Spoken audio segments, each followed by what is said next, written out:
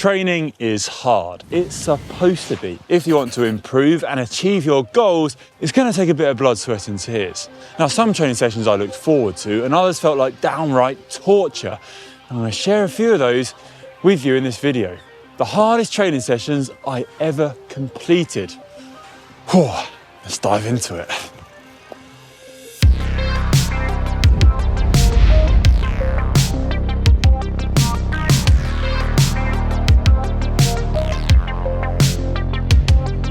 First up, I'm going to start with Cobbles. Brutal to ride on any day of the week, but when the racing season is starting to crank into gear, these bad boys, they can pack a punch. There's always one training day before the Cobble Classics start in Belgium and Northern Europe called a recon day. Basically, when you head out and about on your bike, checking over the routes of all the Spring Classics campaign races. I call it a ride. It's more like hell. It'll be a big group, with all riders involved using it as one last chance to prove themselves for race selection. Get dropped here, and you're off the A-team.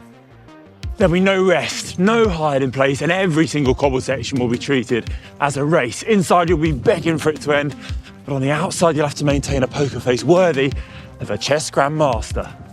Thing is, secretly, you'll actually be loving it too. Woohoo!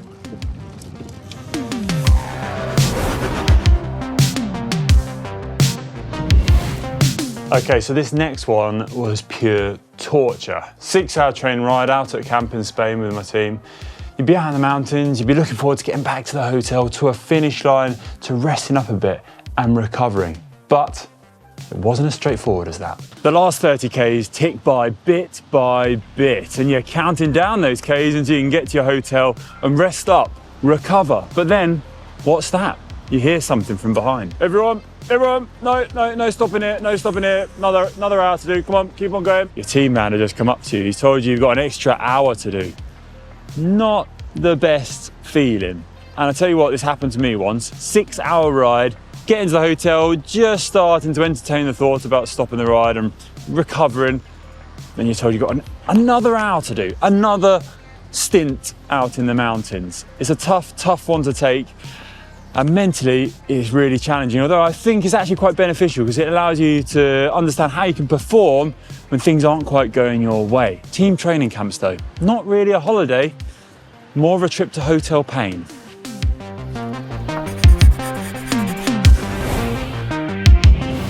I used to do threshold sessions on the turbo. FTP, or functional threshold power, is important to work on because it's essentially that point at which your lactate production is balanced with your lactate removal. It's that knife edge you're on when you can just about sustain an effort. Any harder, you start to drop off. Any less, you can stay in it for much longer periods of time. A tough session will be 20 minutes at threshold, followed by 3 minutes of recovery, then another 20 minutes. Repeated 3 or 4 times. It would be a grim one, it would be tough. And the thing is, you could keep on going because those 3 minutes would allow you just enough recovery to get back on top of things. But in the last 5 minutes, that 20-minute interval, you'd be starting to suffer. A really tough one I dreaded, but one which did work wonders to your fitness and your form. If you want to take it to another level, make it really stupid, you could do it with loads of layers on. Make yourself really hot, maybe getting ready for a hot race or a hot ride. Australia, Argentina to start off the race season.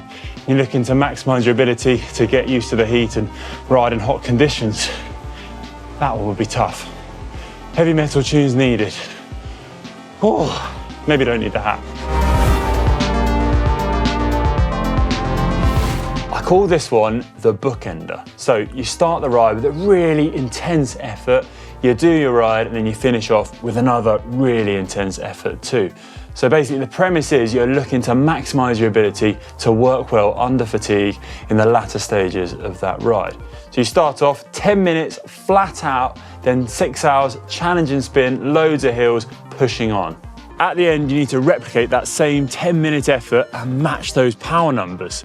So hard to do, especially at the end of a really long, tough ride. But if you can, brilliant for the form. If you can recover.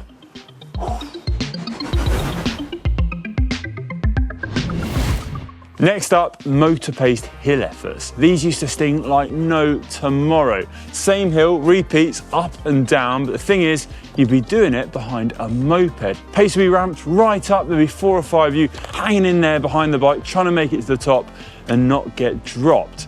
There wouldn't be as much wind resistance because you're sitting in behind the bike, so you'd be more battling the incline of the actual climb, and the pace, well, it would be fast.